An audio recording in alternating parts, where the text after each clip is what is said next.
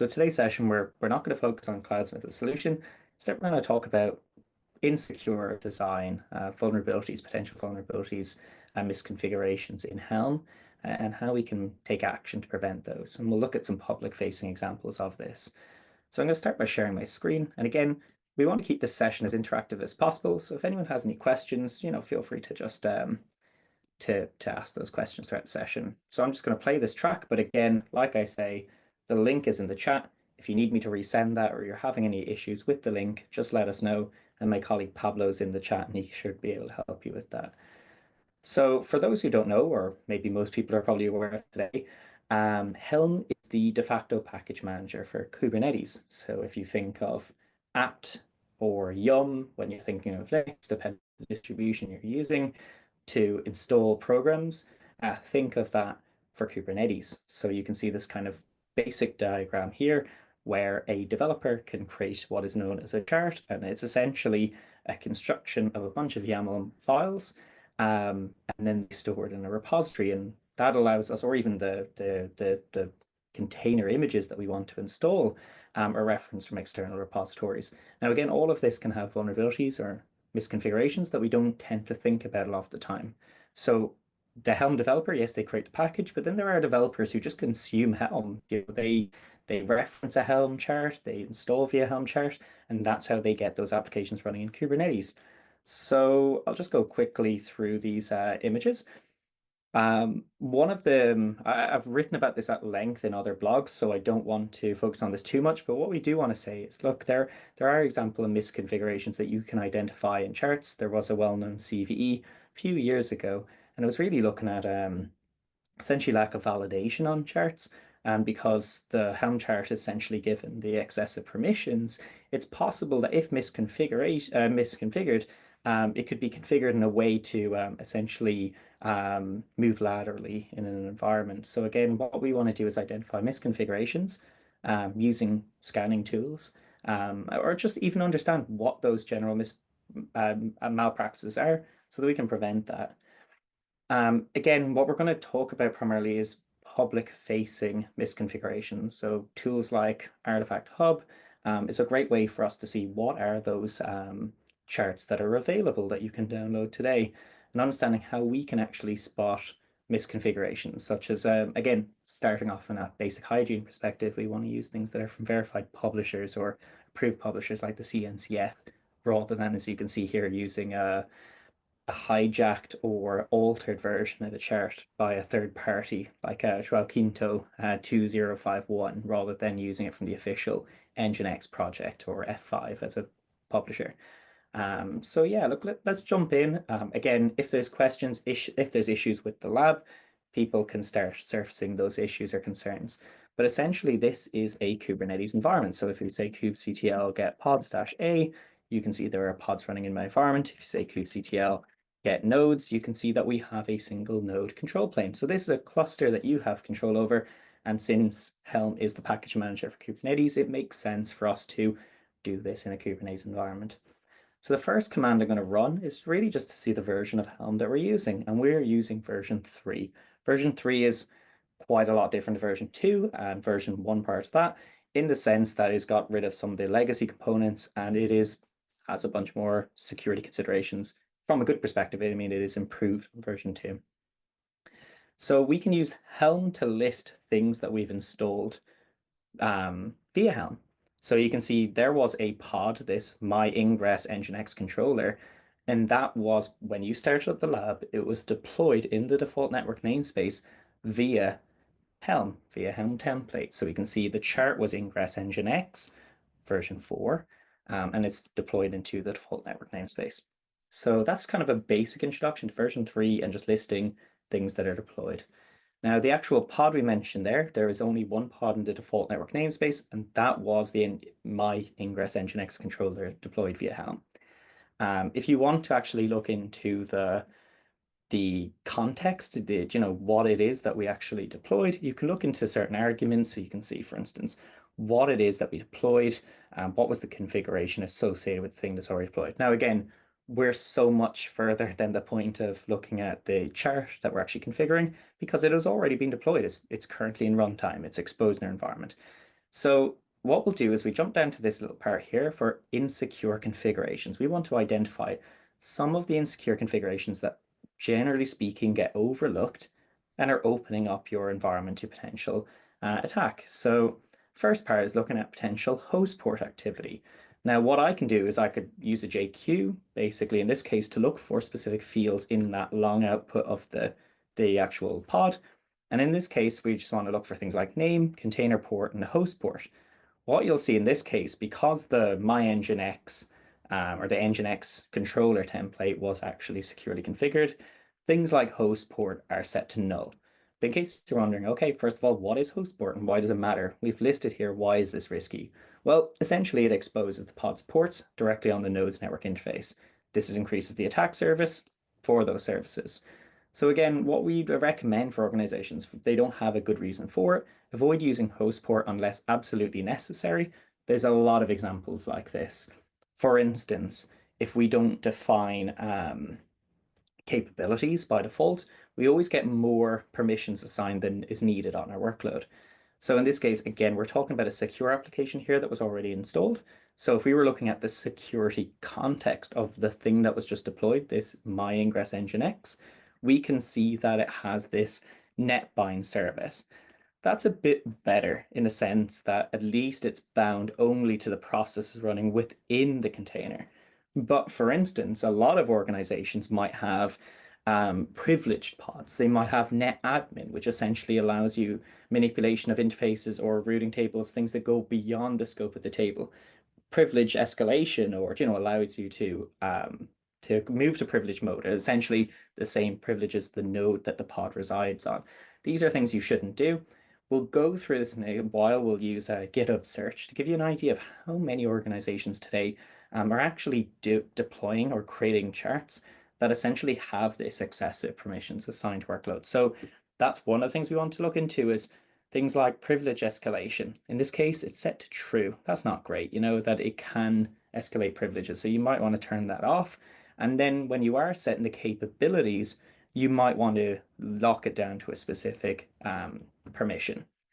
So in the case of resource limits, that should be self-explanatory. That's, for an example, if I were to terminal shell into a container and I wanted to perform crypto mining, so I run something like xmrig, I would want to see what are the CPU and memory request limits on that workload. Now, in this case, again, they've defined actual ceiling limits, so they can't use more CPU memory than what's allocated there on the request limits. Most organizations, most charts, I should say, don't have this defined. So if there's no limit on what can be abused for, then if I had compromised workloads, as I mentioned a second ago, if someone were to shell into those containers and do something malicious, they can abuse it for much more resources than realistically we should be allowing them to do something like that. Ultimately, we don't want our workloads being compromised, but again, these are insecure configurations. So without pod CPU memory limits, even if it was a malfunction, so it wasn't even a security consideration, it could cause excessive resources, cause denial of service, ultimately cost us more for what it's doing inside that environment. So we would always say set appropriate resource limits or resource requests controls on your, again, this is just the YAML manifest, but Helm, what it does is essentially it's packaging a bunch of different Helm, YAML manifests in a way that this will deploy it with the associated controls. So things like RBAC network policies, so on. So what we're looking at here as well is the default user. We always tell people don't use the default user. So in this case, they've actually created a specific service account. It's called myingress nginx. That's great. What we would want to see here for an application is that they should be scoped to a specific role with specific role-based access controls on what they can and can't do. So the CRUD actions, create, read, update, delete, you want to assign those to a specific service account. Default, you're just really, in this case, it's default to the network namespace was deployed in, but you don't want to have a default service account as well with no real RBAC scope on that. Going further than that is finally, I think, is we just want to look at the best effort. So we'll see here, why was that risky? Well, it ties back to the resource limits piece in the sense that if it means that there's essentially no CPU memory request or limit set in there. So if you have best effort, essentially things can become evicted under resource pressure. What we want to do is instead configure it to burstable, which is a much better approach in this case. So yeah, again, we can look at a bunch of different configurations here, but these are really just showing you after you've deployed your Helm chart, things to look out for. Now, you wouldn't be doing this manually, this whole process of tediously using kubectl to look for what is or is not configured after I've already deployed it is kind of a pointless ordeal. In our case, it's just to show you what can be configured. But let's look in a second. We'll move on to the next lab, because that's where we're going to start using. We'll build a chart ourselves. We'll use Trivy to scan the actual manifest associated with it, and we'll go further. Now, for platform engineering, we ran a webinar before. Is your Helm chart a security risk? We talked through these examples before, just on a holistic level. And now is our chance to actually prove how we secure and scan it. So using Helm, for those who have never built a chart before and have only consumed charts from public Artifact Hub, you can run Helm create and just define a generic name for your chart. So I'm calling mine my sample chart. And just like that, you have a directory, a folder here called my sample chart. If you wanted to, if just to give you an idea of what's in it, you can cd into the my sample chart directory. You can see that it comes with a chart YAML, it's got values YAML. This is the template structure for a Helm chart. So again, there's nothing interesting about this, just the template, the skeleton for building your own Helm chart. So what we're going to do is we're just going to compile, we're going to package that default chart. Again, keep in mind that this is nothing specific. This is a purely skeleton for building your own chart. And we're going to prove that even this has insecure vulnerabilities, or I should say misconfigurations from a security perspective. So in this case, it successfully packaged it. So we now have this new packaged file. See the way it gets packaged into a .tjc format. So you can say here, we can run the tar command to read that encrypted file. And you can see, okay, in the my sample chart directory, we have things like templates for deployment, ingress, service. You can see it's really what it's doing is it's deploying a basic service with a service account, a basic test connection YAML. And that's really just looking to see, like, make a test connection, see if it did successfully reach some service. It's not a real application, it's just a test thing that you can deploy. So if you wanted to show the chart for this case, we can certainly do that. We can show, okay, this chart has version 2 API. The version of the application is 1.1.6. Again, it's a test description name, so it's a Helm chart for Kubernetes. Normally, you would actually say what the application is doing, and the name is whatever the name of the application is. So in previous ones, it would say something like ingress, nginx controller. In this case, it's just my sample chart. So that's all we're seeing really in the showing what it is the chart that we're trying to deploy or build. So just like that, one of the things we want to do is we can template it. So the template makes sure that we can see, okay, what are the things we're deploying? As I mentioned, it was a bunch of different files, or they're all YAML files with the exception of a txt notes file and a tuple file, but generally speaking, it's all YAML files. And you can see there's the service account, the service, it's all pretty standard stuff. So this is what we're going to deploy. So what we can do is you can actually export it, since it's all YAML, into a single file called mysamplechartyaml. The reason I'm doing that is a simple thing is I could just say kubectl apply on that file, and it would deploy pretty much the same way as if I was using Helm as the way of install. You can see kubectl apply in the manifest, and just like that, when we say kubectl get pods, we should be able to see, don't know why it's running a little bit slow right now. Yeah, you can see basically here at the release, this was the sample chart that we deployed, and you can see it was 10 seconds old.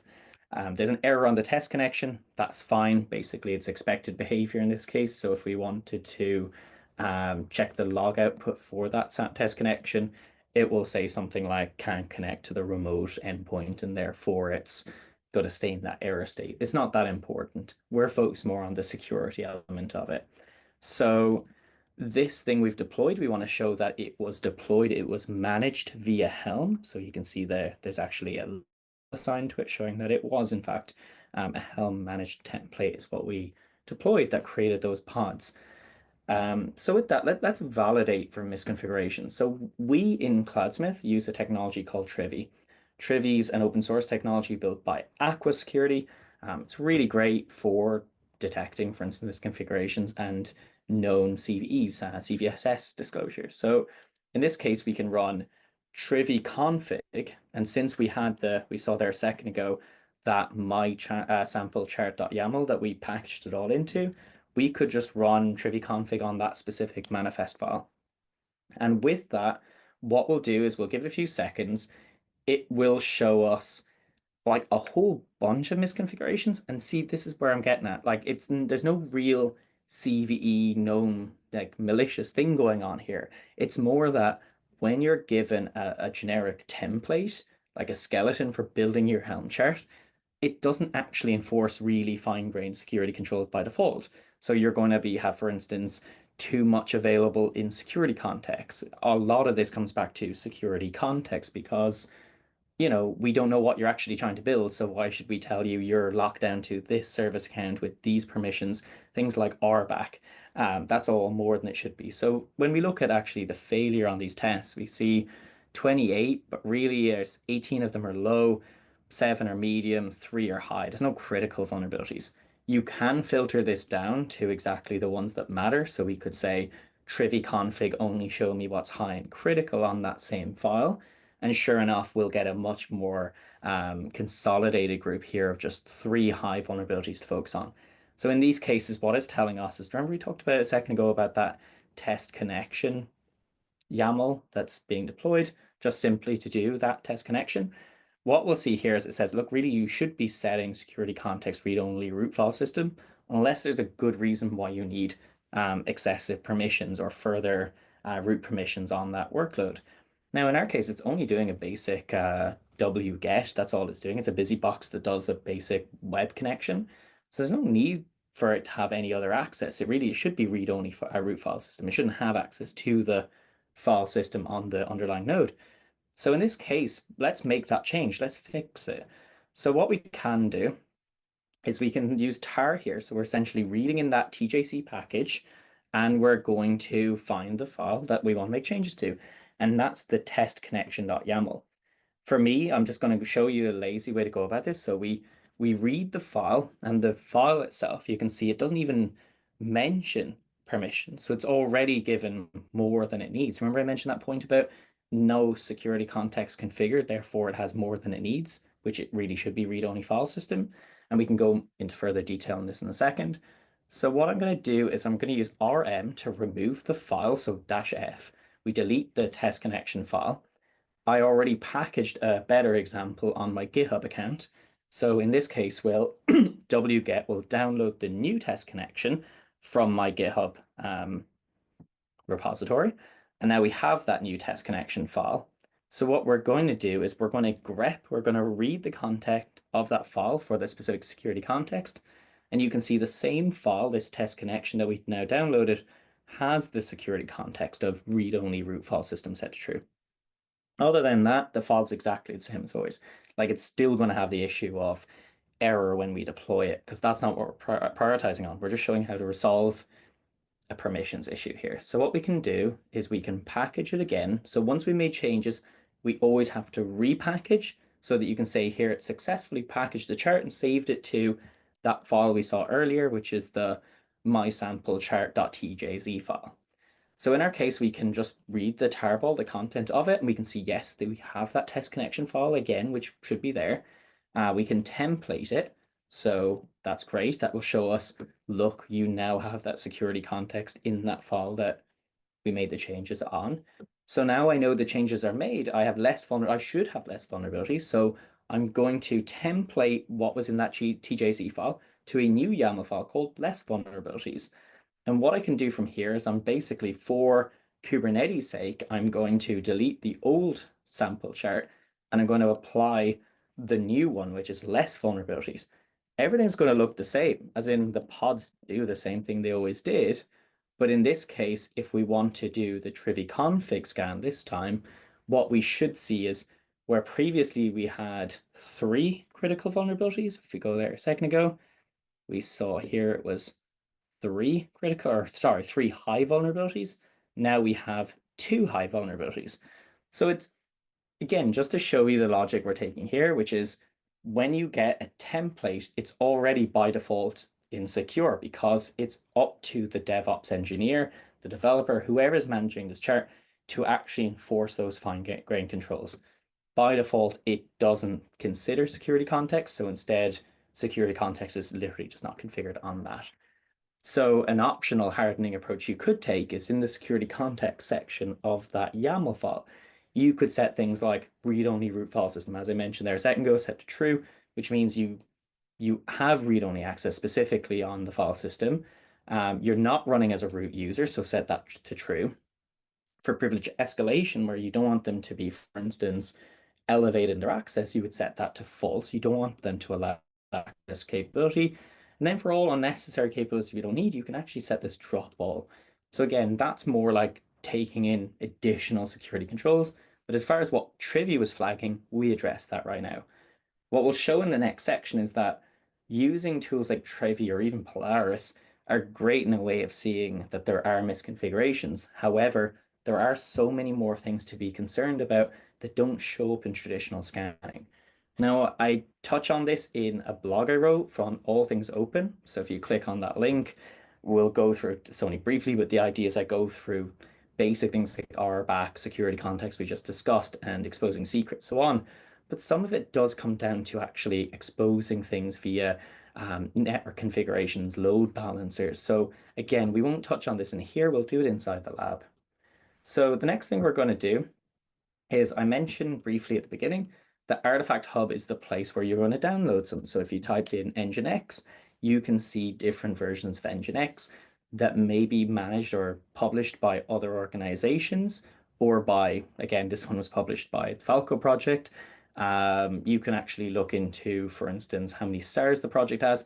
These are kind of like golden signals to understand like reputation of a package, but it certainly doesn't tell us how secure realistically this chart is. So another thing we can do is GitHub search. So I'm logged into a GitHub account at the moment. And for those who are logged in on their browser into GitHub, they can just copy these links over. And what we can do is we can set these search criteria. So you can see here, the first one is looking for insecure RBAC. What I'm doing is I'm basically saying in a template directory path called templates, what I need to do is look for anything where the file is kind of rbac.yaml. And then I'm looking for examples of, for instance, API groups, resources, verbs, where they have this asterisk, essentially a wildcard configured. And of course, the application has to be Helm and the language is YAML. My point is, these are all examples of Helm charts that are being built today where resources are set to wildcard. And in case you're not sure what I mean by resources, essentially resources are like the things you can apply to. So like pods and services and deployments. And then the verbs you can say, for instance, what you can and can't do. So create, read, update, delete. You can see here like a verb set to create. But in this case, for the dex.coreos.com, there's actually no control here. Now, this is only an arbitrary example I'm pointing to, but the idea is there, if we were broader with our search criteria, we can find far more things like New Relic's version of a Helm chart that someone else is managing, where they have wildcards set on resources. So again, this should be fine-grained where possible, but again, a lot of times you're going to see these kind of wild case where you're basically giving them whatever they want in regards to resource they can access from a moving laterally perspective. Now, again, what you can do is you can always grab these little search criteria here. We can go into GitHub search and we can paste in the view. So we talked about security context there a second ago, and we were talking about privilege set to true or privilege escalation. And you say, well, who's doing that? Who does that station? Well, since that's generally speaking one of those things that's toggled on by default to ensure applications work as expected and they don't have any issues with lower level systems, like no conflict with the kernel or whatever from the actual Linux node that it's running on, we can see there's 181,000 files that would have security context with privilege set true. So when we run our scanner, when we run the likes of Trivia, or if we run Polaris, they'll tell us, hey, why are you running with privilege set true? Is there a good reason for that? honestly, you can see so many organizations, including DigitalOcean. You can see far more if you just keep scrolling through. As I mentioned, over 100,000 of these examples where people just set security context to true because it's convenient. It makes sure that it's not going to crash later and we haven't done proper due diligence on it. So that's one of them. Again, I talk about the what we're seeing here is we had a scan over 23,000 results with these generic default configurations. It wasn't something that they needed root level permissions, yet they did have those. Another one that's quite fun, really, is looking for password exposure, insecure in that sense. So if we were to paste into GitHub search, we could look for, again, I've written this in different ways, but the answer always comes out more or less the same, which is looking for instance, charts directory where we're seeing password base64 Helm. Why I'm talking about base64 is base64 is a way of encoding a token, but it's not actually encryption. Really, you should be referencing external secrets. I know most people are probably already aware of this in their organization, but let's say if we were to click on this GitHub search, there was an example here where, well, first of all, that just wrote straight up in plain text, test 123 hash. Like there's really no justification for that example. But say, for instance, when you reference your service accounts as base64, you could copy this token. If we went to base64.org, you could paste in the token and then decode it. So I am not a service account, change me to one. Okay, fair enough. Like that's a call to action for our organization to make those change. But when we actually go into these examples, a lot of times someone's actually referencing a real straight up password, and what they've done is just basically pasted in base64 and said, that looks good to me. And it's an obviously exposing sensitive credentials in public charts, which, the only reason I'm able to scan these is because they are public. Now, you might ask yourself, well, why are you doing it this way? The reason I'm doing it this way is actually there was Microsoft, they performed a scan. I don't know if we mentioned this at the beginning, but if we said Microsoft, there was, yeah, this blog about basically of the public Helm charts, they found dozens, no, hundreds of examples where out of the box configurations are exposing services externally where there's no due restrictions, either on network control or adequate built in authentication or authorization by default. Makes sense. I mean, really, these templates were built in a way that they work for everyone. What ends up happening is actual enterprise technologies will tell you, hey, here's how you install Sysdig agent. Here's how you install Pinos, Apache Pinot, and they'll say, look, Helm repo, that's the official repository that we have the raw GitHub link. They'll say, here's how you install it. But then on the next page, essentially after you deploy, they say, please be aware these examples are essentially only for reference. It's for production. You're expected to customize it. But most of the customers don't. They take that example and they just apply it and run it in production because, I mean, it came from the vendor. It doesn't seem like something they would give me a malicious or mal configured example. But really, they're giving you what they define as a quick start so that you can quite literally start quickly. So it's up to you to configure these controls. And what oftentimes they saw is things being deployed via load balancer service, where essentially it's directed or directly given public access on the internet. And unless you have any, for instance, network policy configuration, which you would have to configure yourself, these are publicly exposed. And without authorized or proper authentication configured, what you're going to see is a lot of these applications are accessible to hackers. And how the Microsoft team can see this is if we go back here, you really just have to go down to, for instance, this real world example where you can just grab this link. You'll go into, for instance, here, we'll go up to this example and we'll paste in our query search and we'll just say, show me ingress or load balancer or node port. These kind of things allow us to expose it publicly.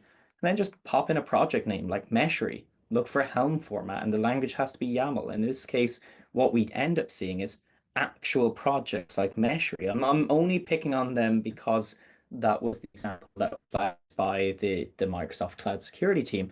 But you can see here, load balancers, they know that this template is going to be used technology.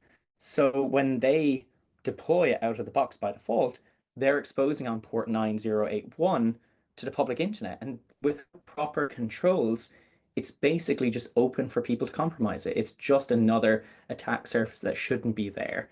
Realistically, you should be port forwarding by default. And then if it's up to you that you, like, I mean, Kubernetes, yes, there's good reason why an application would want to be load balanced to the public internet if you want to display your application to end consumers. But do you really want your Meshery server being exposed to the public internet? I doubt it. There's probably not good reason for that. So being able to search for these and being able to, like, for instance, change a project and type in, I don't know, like this is just plain search. I'm just typing in Pinot or typing in Falco, but being able to see these projects and being able to say, okay, look, this is just a Kubernetes sandbox environment, but this person is designed in a way that if we go into it, most likely they're exposing their Falco sidekick via a way that's suboptimal. But my point is, these are easy to find, as we just proved there a second ago with Meshery. I skipped a few here, but like again, default secrets being exposed in packages. We talked about this. Base 64 just doesn't count as encryption. So as I mentioned, you could grab this token, essentially paste it in here, decode and see my secret password 123. It's super trivial and easy to find out actually what the plaintext password is. But in a lot of cases, when we looked up that password string search, people were actually just pasting passwords into code bases, which is even sillier. So yeah, Microsoft showed that it was over 9,000 charts in Artifact Hub. Now, again, this is the main way that people are consuming these charts. They're going to the chart hub that we talked about earlier, which is Artifact Hub. They're typing in a project like Meshery. They say, okay, look, that's the official Meshery image. It's got 16 stars, it's Helm chart, it's even vetted by CNCF. It looks good. You can see the authors, you can see how it was actually deployable. And ultimately, this same chart that we were looking at, Meshery forward slash Meshery, was the one that actually, I think if we go back, we can see that was the one that was exposing it via load balancer. So can be compromised. And this is only one project, but there are dozens of projects, similar situation. So we talked through the logic of using something like search query as a way of finding out, is your project exposed to this? If I was to type in Cloudsmith or a similar project, would I see employees building something interesting in our org that also did something of malpractice? And again, we'd want to lock it down to the controls that make sense that we've mentioned here earlier. We talked about, oh yeah, so let's use a tool for proving whether or not they capture this insecure configuration of, exposing things to the public internet as expressed by Microsoft security team, as, allowing people to access it on type load balancer where they don't have, for instance, proper authentication or authorization on that. So we can download Polaris. You can see here, yeah, Polaris should be installed. I also had a git clone for Meshery, so we downloaded the Meshery project earlier on a second tab. That should already be there in your project. So what we're going to do is we cd to that directory. So you can see install Kubernetes Helm Meshery. Inside here, what I'm going to do, you can see it's just another chart because this is something someone can consume.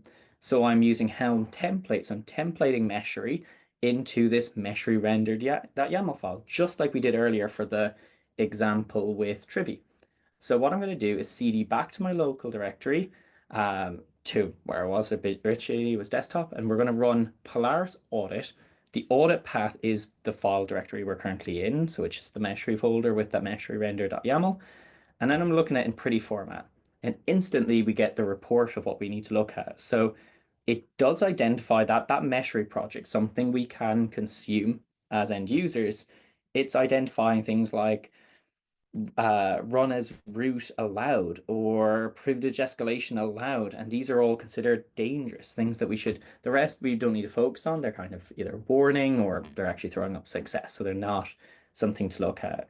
So if we go into those high priority issues, we can see, for instance, um, privilege escalation set to allow, and we see run as root set to true. So what I want to do is actually, I don't know if I put that here earlier, but let's say I cat the file. So let's say cat this directory / meshery render.yaml, just to see what configuration is on it. Remember we mentioned earlier, it's just packaged all into this rendered file. So you can see here, like here's what is actually being deployed. You can see it's deploying with a bunch of values, but what was the one that it was talking about earlier, which was, I think it was that it had, oh yeah, type load balancer. So why was that not flagged? It's publicly exposed. And the truth is, when you run Apache Pinot, which we can, or not Apache Pinot, but Polaris, it's really looking at things that are considered misconfigurations. And load balancing, unfortunately, isn't considered or deemed a misconfiguration. It's something that, for good reason, you can deploy something with load balancer. In fact, I've gone down that route before. If I was in managing a EKS cluster in Kubernetes, it was so convenient to use type load balancer because AWS gives me this pretty domain name, and I can just go to that domain colon port, and I can access my web application, and that's cool. But again, it's such an open, insecure configuration that it really should be listed inside this view.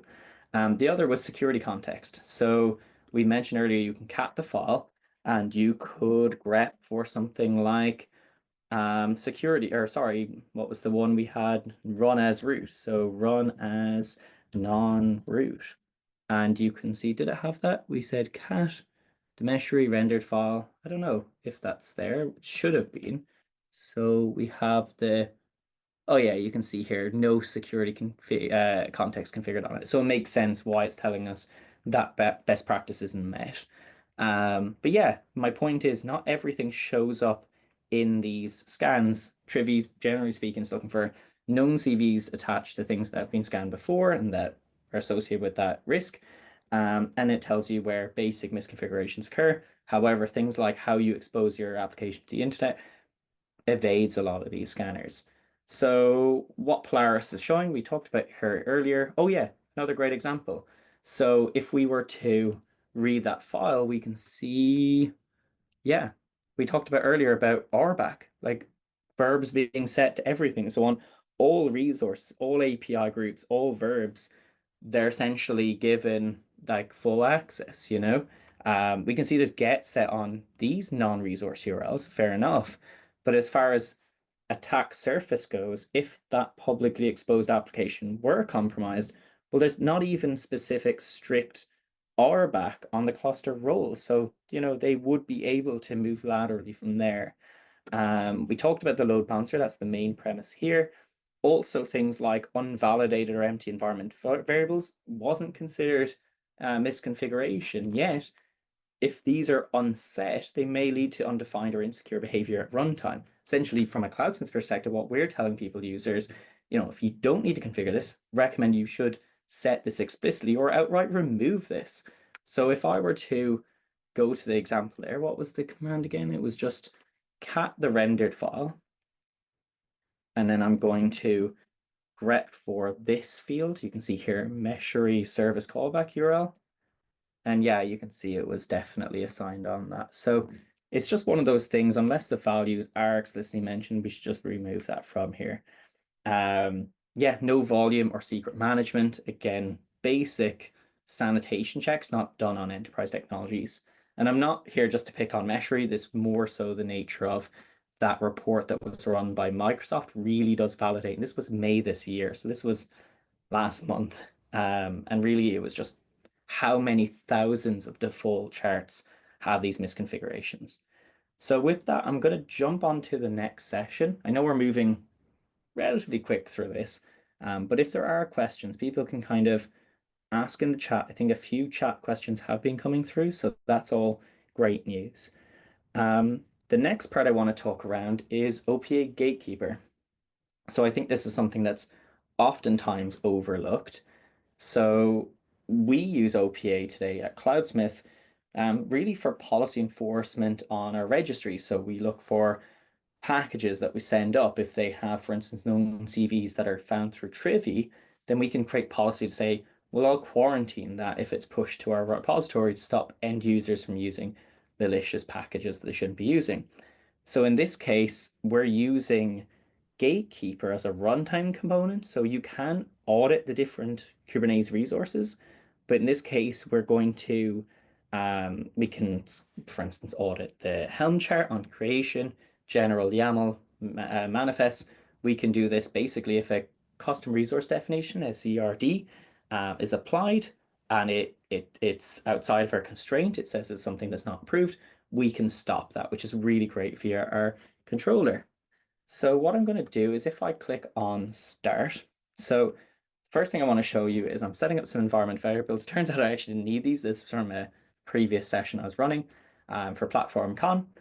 But really what I'm doing is I'm using Cloudsmith CLI just to show you that we have a Docker image. It's now a artifact that we are managing inside our repository. So we sent that to the upstream. Now this artifact, even though it's completed, I didn't put an OPA policy to quarantine it. So it's completed status. It's something that you can use today or consume. Now, if I were to use, see the way the image, this Bitnami Postgres, it was sent the package to my organization, which is called Acme Corporation, into a repository I own in Cloudsmith called Acme Repo 1.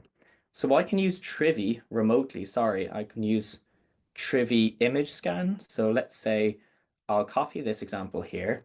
So we say Trivy image scan docker.cloudsmith.io / the organization, which is Acme Corporation, Acme One.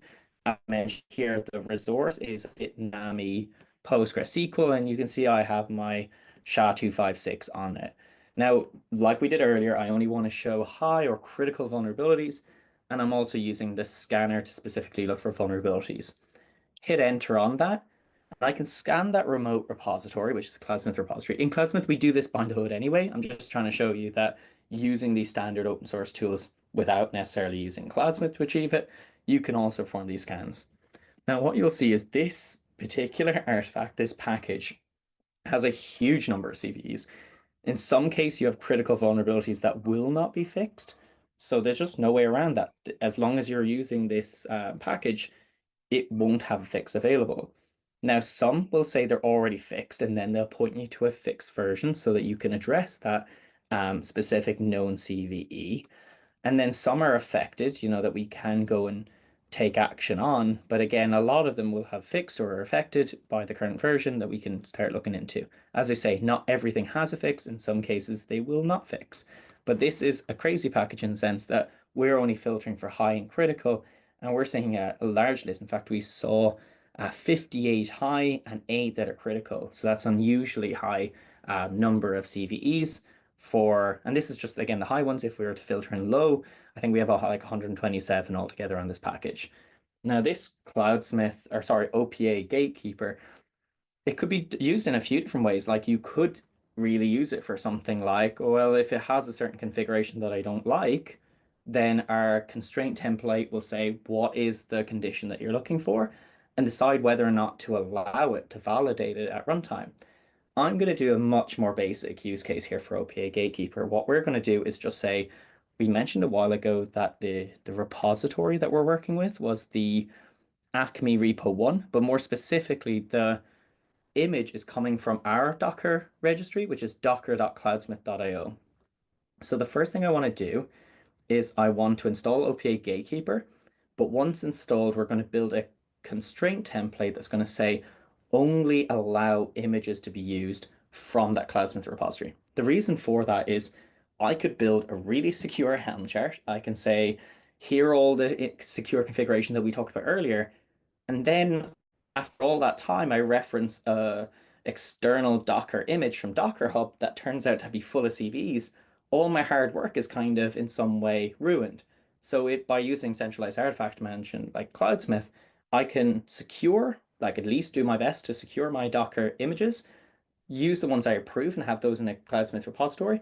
And then with Gatekeeper, we're just saying only allow us to use the ones we vetted, approved from Cloudsmith, rather than using random things from Docker Hub. So what I'm going to do here is we install Gatekeeper. As you can see here, it's just simply kubectl apply on the raw file that's coming from the OPA project for Gatekeeper. So I apply the gatekeeper.yaml file. It creates a bunch of custom resources, or CRDs. So these are all API extensions. So we have a bunch of new APIs that we can work with, and that's super cool. So what we're going to do at this point is the first one, and the one that matters the most, is creating the resource template. So if I was to download. So I'm downloading a template I made already on my GitHub account, and then we're going to apply it, and you can see it was created. If you're wondering what this constraint template looks like, you can just type on VI after you've downloaded it, and you can see here that I'm using that new CRD, which is the templates.gatekeeper.sh v1 beta. And what we're saying is for the type contain constraint template, we're saying there's a type K8's allow repos. That's the name I've given to it. The target is talking to the admission controller for Kubernetes. And then in this case, see here, Rego, we're specifically looking at K8's allowed repos, which we mentioned earlier, as the package type. And the control or the violation that's going to occur is on, for instance, something that doesn't start with, so not start with container image docker cloudsmith.io. So what we want to do is we want to say going forward, all images that we've scanned, like with Cloudsmith, we can scan the upstreams and cache those into our own repository. What we're ensuring is at runtime that the user is not allowed to just build a new Helm chart or modify a chart and point to a package that's in a public upstream that we don't know anything about. Instead, we want to ensure that it only comes from Docker Cloudsmith IO, and then the message, what's actually output, is container image is not from the allowed Cloudsmith repository, and then it will tell you what was the container image that you were actually trying to deploy. I've put two little handlers here for both the pod and controller-based containers. And what these are saying, input review object, whatever on the container and the spec for the container. But this was basically, yeah, to allow it to work. But the main thing here is that we've got a violation set. So I think this file, oh yeah, it was already applied earlier. So you can see constraint template was saved and the constraint template was created successfully. Beside our constraint template, we also create another thing called a constraint. It sounds a bit confusing, the naming. It really is. It took me a while to get my head around this. So I'm going to download the constraint.yaml and I'm going to apply it. And just like that, you can see only Cloudsmith images created. Now, again, what we'll do is just vi on constraint.yaml. And you can see that in this case, we talked about earlier, it could only be Cloudsmith, like docker.cloudsmith.io registry is the source. And then the constraint, what we're doing is we're saying, well, it'll only match to these kinds, which is things like pods, deployments, jobs, cron jobs. So any of these apps like deployment, a stateful set, replica set, daemon set, these are the things that are scoped, the only class images. So these are the resources that are scoped to the constraint template, which is the actual logic really for our gatekeeper policy. So just like that, I've created the constraint template. We've installed OPA Gatekeeper first of all, and then we've applied our constraint. So first thing I want to show you here is, let's say if I pulled a random, again, when I say random, I made this example and I put it on my GitHub. But if you were to download this Nginx deployment and then VI on the Nginx deployment, I think we already deployed Nginx earlier, but anyway, this example is as generic as it gets. What it's saying is we're going to create an app. It's going to be called test deployment. It's labeled test and its image source is Nginx. What this is going to do is essentially it's going to go to a public upstream to pull an image for Nginx. People do these as like quick deploys, simple deploys to make sure I have Nginx running. Now, this thing, if I was to say kubectl apply, so kubectl apply -f on the Nginx file, you'll get this error. So you can see here, error from server forbidden. Error when creating nginx deployment.yaml admission webhook validation.gatekeeper.sh, which is the custom resource, denied the request. So in this case, the request is, see here, the only Cloudsmith images. So what we mentioned, these are the things it's going to match to. And then it says container image Nginx. We talked about earlier, we just stated that Nginx, which was the thing we're trying to pull down, is not from the allowed Cloudsmith repository. So we're only allowing it to come from anything that was docker.cloudsmith.io. And to prove this is the case, if we go to the bottom, just to make sure OPA Gatekeeper's actually applying only to our registry, I'm going to build a new chart. So you can create another version of Bitnami. When we use Helm repo add Bitnami, you can see here what it's doing is previously we had ingress engine X. But now we've added Bitnami as an additional chart, and then I ran Helm repo update just to make sure it's all updated. So if I were to, for instance, Helm pull Bitnami the Redis, so we pulled the chart temp down for Bitnami. I want to pull specifically the Redis one. So you can see here we're pulling down Redis. So we want to deploy Redis. So if I was to do, um, we could actually do it this way. This is a really simple way to do it. So we could say kubectl run. So we're just saying like run a pod really quick. This isn't even Helm chart, it doesn't even matter. But what we're going to do is use that image Bitnami / Redis, whatever. This is from upstream, it's from Bitnami, and when you hit it, it says admission webhook prevented you from doing it. But if I were to basically run the same command, but this time I say, okay, run this Redis client just like we did earlier, but we're going to say images docker.cloudsmith.io / Acme Corporation / Acme repo one Bitnami PostgreSQL, even though if you actually go to my Cloudsmith account, that image, we don't even have that. We have a PostgreSQL Bitnami, but I don't have one for Redis. Even though it doesn't exist, what will happen is I get a different error. It's going to tell me, or actually, it's just going to sit in this queue. It's trying to deploy, which means that this image I don't actually have in my upstream or in my Cloudsmith repository. But what we can see is all other attempts threw back this admission control error telling us we can't apply that. It's breaking our validation, which is instantly applied. But now the real issue is actually I'm just referencing something that doesn't exist. But as long as it's docker.cloudsmith.io, we're good. So this is certainly something you can look into using is OPA, Open Policy Agent, and Open Policy Agent's gatekeeper implementation. It's ways of controlling if I'm going to apply templates, which essentially, as we mentioned earlier, Helm is the package manager for Kubernetes. So they're being run at runtime, they're being applied inside Kubernetes. It would be really great to say, I can scope constraint templates to specific insecure configurations that we would never want. Like maybe I never need to deploy things via load balancer type, or I don't want to deploy with specific authentication lacking or authorization lacking. Then I could say define a really well scoped constraint template, and then anytime going forward, a developer tries to build that template and apply it, it's just going to come back saying, you forgot to do the basic sanitation check that you should do before applying. And that way, we're not opening our organization up to potential risk. We could consume Helm charts from, like we mentioned earlier, Meshry or these other public projects. But when I try to deploy them, as long as there's proper OPA gatekeeper controls in place, nothing will happen. So that's a pretty fun example of using OPA gatekeeper. Um, I'm also conscious of time, and I feel like I thought I was going to take too long on this, but actually we might be moving above time. So again, questions that come up, ask them in the chat. But the last one is really around validation. So one thing is when we pull those packages, we pull these charts from public upstreams. Yes, you can go into here and you can see, for instance, who's the author of that package that was applied, like the Meshry authors, and these are the people that are deploying it. But what we're going to do is we're going to author our own charts. And the reason for that is we want to see on a version that's changed. Remember, I guess everyone knows this. There's this logic here of like 1.2.3. So when you've correctly versioned your charts, we want to say who authored that version. So when the changes are made, we can actually look at historical changes, but more importantly, authenticity. Who's the owner of that?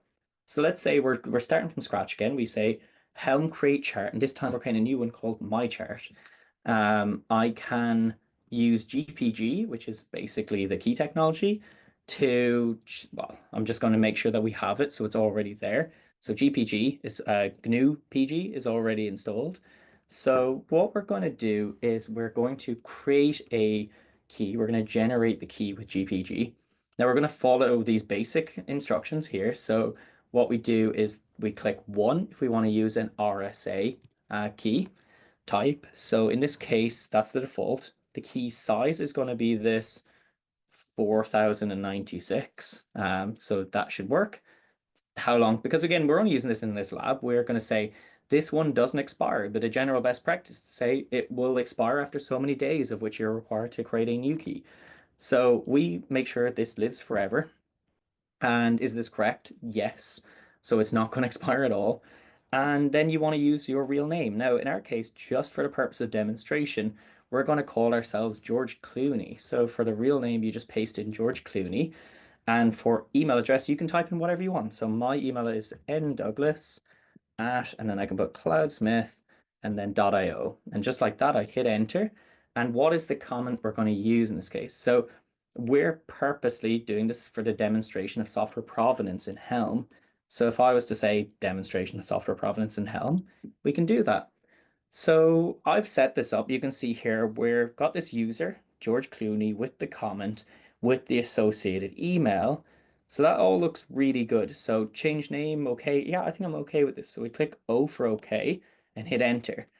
Now it's going to ask us for a passphrase. To avoid me forgetting what the passphrase is, I just type my full name. So Nigel Douglas. That's my passphrase. But you don't tend to call those out to people. This is just a way of understanding what is the passphrase you've assigned to it. And the reason you're doing this is they're saying, look, this passphrase is actually really insecure. Like, first of all, you didn't even use a digit, you didn't use any special characters, you just used lowercase letters. Are you okay with that? Well, again, we're doing this for demo purposes, so I'm okay with that. So I re-enter my first name, last name as a way of to ensure that the passphrase is met and that we know it. And you can see here, look, we need to, there's generating it. You can see the generation process going on. And you can see now we've assigned that key to it. So you can see for George Clooney, the comment and the email address. So we can use GPG to list our keys. And I think we should already have that. You can see the key is created. That was already the output from here. You can export them. So you can export what you've created. And as long as you remember your username or your passphrase, so that's first name, last name, you should be able to export your rings. So your public key, for instance. So in this case, what I want to do is I can use Helm package. So when I'm packaging going forward, I can sign it with that specific user, which is George Clooney, with the comment. And then I can say, okay, keyring, I'm going to point to, remember a second ago, I just exported that secring.gpg file. So we're doing all this for the my chart, which was the chart we created earlier. It's going to ask for the password, which is my Nigel Douglas. I guess that's the passphrase. And just like that, it says it's successfully packaged the chart and saved the chart, but I should also have a .prov file at this point. So if I was to verify my chart, so we say Helm verify, we should see, yes, you can verify that. You can see that chart was created by George, well, it was signed off by George Clooney, and it was using this fingerprint. You can see the chart was verified here. So again, provenance, that's the whole point of provenance. With Cloudsmith, when we upload these packages, we want to see the authenticity of who's responsible for that. That we're not just using random packages, especially ones that could have been compromised. So in this case, if we were to cat okay, first of all, you can see when it was verified, you get a .prof file that comes with it. So it should be that here somewhere that, yeah, you can see my chart, it's the same TJC file with a .prov file extension. So if I was to cat my file, which is to read it, we can see here that the signature assigned to it, and that was just the generic template thing that we created called my chart. So going forward, if we want to install it, we can just say Helm install generate. Whoa, what have I done there? But if we were to say Helm install generate name verify, so we need to verify that we're using the right key, and we can say my chart one, then it will say, oh, I wasn't expecting that. I actually broke it. So yes, the providence would have allowed it, it would have worked. However, from the previous session, we created OPA gatekeeper control saying, nope, you can't use the external image. So actually, in my case, the lab here broke because we have a gatekeeper control. We could, to be honest, just go into gatekeeper, delete the resource, and then do this again. But you get my point that we're trying to show here that these that you can sign, that you can ensure authenticity of your charts. And that's really it. Like once signed, you'll see that you have your chart, the pod's created with that specific chart image, but like we want to be able to verify who created it and that there's certain verification controls in place to ensure, look, no one can just deploy anything without having the associated key. And that kind of takes us to a healthy place to end on this session. Like, of course, we could talk so much more on any given thing, which is we could talk through how you can identify and secure configurations in those charts. But I gave you some good, I believe, useful examples of these queries you can run in GitHub search to identify insecure configurations in those public projects.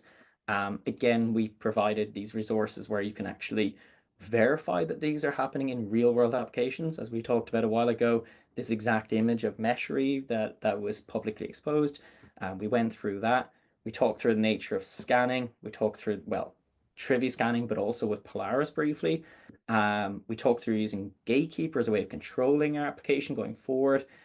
With all things open, we also provide a link, and I think I've put this at the bottom of the chat. So yeah, no, I didn't put it here, but you can look it up. But basically, we're staying on this theme of detecting vulnerabilities in public Helm charts. So everything we discussed in today's session, from getting started with Helm and being able to identify these insecure configurations publicly, but also being able to take action, and how all this ties back to known CVEs. We've documented this in public blogs. So what we're trying to do is show you how our approach through these technologies puts us into kind of a position where, okay, we want to secure the entire software supply chain. So we want to, for instance, well, how we do it today, we have Trivy running in our technology that scans for the vulnerability. You can see here in screenshot, we have our implementation of OPA with packaged Cloudsmith format on version Rego 1, version 1. But like we can set these controls to say, okay, if something goes above a CVSS disclosure, if it's over so many days and it has a fix available, and excluding certain CVs. Remember, we talked earlier about how you could scan it with Trivy, but sometimes there's not always a fix available. So we can use this logic in our OPA implementation. So we can then make controls that would effectively say, if we sent up a malicious package, so in this case, we were sending up I can't remember, was this version? Yeah, it was H1, it was Python package. It was quarantined and therefore could not be consumed by our users. But you could similarly create runtime controls, as we talked earlier about with OPA Gatekeeper, to say this can't be used. We can't uh, deploy these applications when they're malformed or misconfigured. We talked through all of these examples of using risky or altered malicious packages, and really just being able to, I mean, we didn't even get a chance to talk about it in today's session, but things like char exploit, this idea that if you don't correctly sanitize the fields inside your configuration within your charts, because again, it's all YAML at the end of the day and it can be quite extensive in how you configure it. If these value.yaml files don't have correctly sanitized fields, well, then it could be exploited no different to any other application exploits, when you think of SQL injections and the likes. So we talk through that in this blog and tying back to previous known CVEs. So my point is we've done a whole series on this. So hopefully going through this workshop, you get a feel for actually a lot of the things you talked about. They're pretty straightforward, actually. We could apply these, but ultimately it's kind of a reality check that so many of these configurations tie back to real world applications that some of us might be consuming every day without thinking about. And with that, I think that brings us kind of to the end of the workshop.